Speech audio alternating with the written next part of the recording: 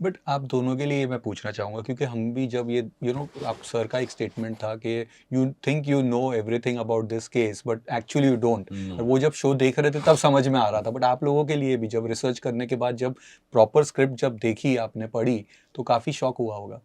यार मैं ना मैं अजीब सा प्रोसेस है मेरा। मैं I would rather understand everything, specially in an investigative thing. एक तो मैं बहुत सारे ऑफिसर्स प्ले कर चुका हूँ तरह तरह के ना, वो पीएचडी कर रखी जी, है मैंने। इनकम तो टैक्स भी कर हाँ, दिया। तो मुझे पता है कि इन्वेस्टिगेटिव थ्रिलर में मतलब क्या, व्हाट डज इट इंटेल।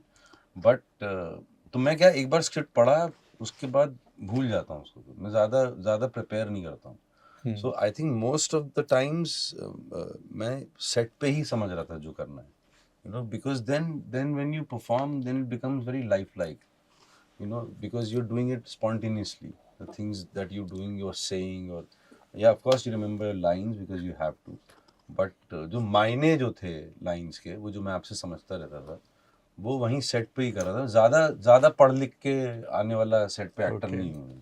हाँ, बिल्कुल भी। मैं बहुत पढ़ लिख के जाता हूँ। मुझे जब पता लगा ये कैरेक्टर प्ले करना है, मैंने तो फटाफट इंटरनेट खोला। मैंने कहा मैं सब जानना चाहता हूँ एसपी अमित वर्मा के बारे में। कुछ नहीं मिला, और मैं ऐसा ऐसा हो गया कि मेरी आंखों पे किसी ने पट्टी बांध दी और कहा कि भागो। और लकीली हिम एंड मी, हम लगभग एक ही तरह के इंसान हैं। या तो इन्होंने ऐसा मुझे एहसास करवाया है कि ये बिल्कुल मेरी तरह सोचते हैं। हमें बातें करना अच्छा लगा सेट पे, हमने बहुत बातें की। एसपी अमित वर्मा की कुछ कहानियां इन्होंने मुझे बताई। तब तक मैंने किताब को हाथ नहीं लगाया था, 90 डेज को।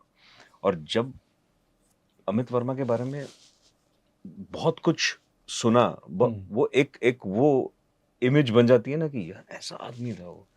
देन इट बिकेम रिस्पॉन्सिबिलिटी कि जो इमेजिनेशन बनी है, जो इमेज बनी है, उस चीज को अब दिखाना है।